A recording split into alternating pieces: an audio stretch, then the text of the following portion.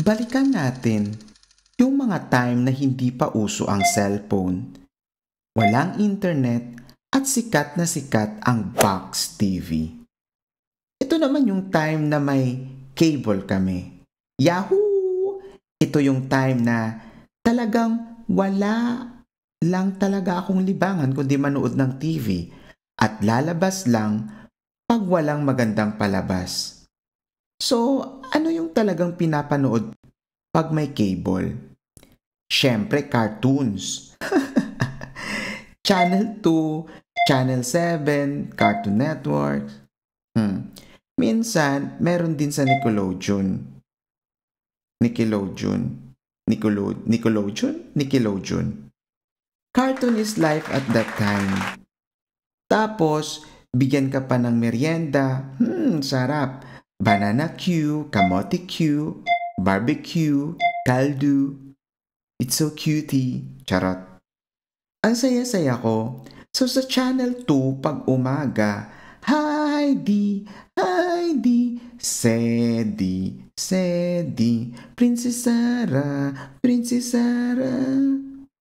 Maninilbigan ka bilang isang katulong. Tapos gustong suntukin ni Sarah si Miss Minchin. Charmos kinamos. Pagpatalastas, syempre para ma-make use mo yung time, ililipat mo sa Channel 7. Minsan, yung palabas Voltes 5, Doraemon, o di kaya naman ay Mojako. Ang pangit talaga kadalasan pag ilipat mo from Channel 2 to Channel 7 kasi advertisement din. Ang saya-saya. Pero syempre, meron ng cable kaya lipat na sa Cartoon Network. In Dexter's Laboratory, there's a smartest boy. Char. Tuwang-tuwa talaga ako nito. Kawawa kasi si Dexter kay Didi. Char. Experiment ka pa dyan pasabugin niya ni Didi. Meron din yung Tom and Jerry. Yung kawawa naman lagi yung pusa sa daga kung hindi siya mabagsakan ng kung ano-ano o di kaya naman ay masabugan dahil sa kagagawan ni Jerry, yung daga. Pero alam naman natin sa totoong buhay na kayang gawing panghapunan ng pusa ang daga. Meron din pala ako noong pinapanood dati, yung Bugs Bunny. Siyempre matatandaan mo talaga yung linya niya na, what's up, Doc? Tapos si Tweety Bird din. I thought, put it that. May channel pa pala na nakakapanood kami ng mga Disney animated film. Siyempre, unang-una dyan si Snow White. Someday my prince will come, Char. Tapos Cinderella, Pinocchio, Peter Pan. Yan lang yung ilan sa mga Disney animated film na pabalik-balik pinapalabas at napapanood. Wala pang advertisement. Basta may cable lang kayo. Pag wala naman, pahabaan ng antena hanggang langit. Asa ka pa, wala pa rin reception. Siyempre, bandang 12:00, kakain na kami niyan. Wow, sarap ng dinuguan.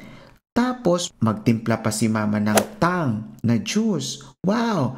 Noong mga time na yun, nakakaantok din yung sobrang kabusugan. Siyempre, pag hindi ka din matutulog, tatakutin ka din na hindi ka lalaki. Tapos pagising mo, may puto. Ang sarap ng putong ito. Gawa sa kasaba. Sarap talaga. Dati, 2 pesos lang isa. Ewan ko ngayon. Ako, nalalaway ako. Minsan may bukayo pa sa loob nito. Tapos yun na nga, papaandarin na yung TV. Bakit mo kami pinabayaan? Nako, teleserye pa rin. Alam mo yung napaaga yung gising mo sa hapon tapos ubos na yung merienda pero kailangan mo talagang masimulan yung opening song ng pinaka-paborito mong anime noon. Machimo ni Johnny Kachita, Mochi Mochi. Ting, ting, ting, ting, ting, ting, ting. Ang Ghost Fighter. Grabe talaga tong Ghost Fighter, sa totoo lang. Yung mga text, binibili ko yan dati. Tapos meron din akong pencil case na silang 4. Kinalawang na sa kalumaan. Yung binabantayan ko lang talaga dito yung kapangyarihan ni Vincent sa ni Dennis. Nang inalis na ni Vincent yung bandage sa noon niya, aba, kumurap yung mata oh. Tapos nagsimula na magalit si Vincent. Taing-tae, di ba? Tapos sabay sigaw. Pero hindi ka sure kung paano niya sinigaw eh. Black Spirit Dragon! Spirit Dragon Black! Or Dragon Black Spirit! Wow! I feel good. Tapos ang ingay ng squirrel na announcer. Anong ba nangyayari dyan? Sarap talaga gupitin nung buntot.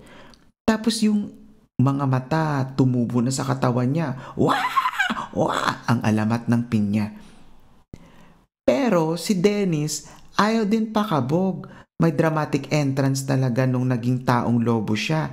May usok-usok effect. Paglabas ni Dennis, ang haba ng hair. Ang ganda ni Ateng. Baklang bakla. Did you miss me? Ay, para siyang beautiful version ni Bugan. Yung halimaw sa banga, kabog si Vincent pag taong lobo si Dennis. The best pa yung power niya. Mga halimaw na halaman. Halamang halimaw. Hala? Char. So yun na nga, yung mga cartoons na pinapanood ko noon. Tapos pag mag-TV Patrol na, bigay mo na yung TV sa mga magulang nyo.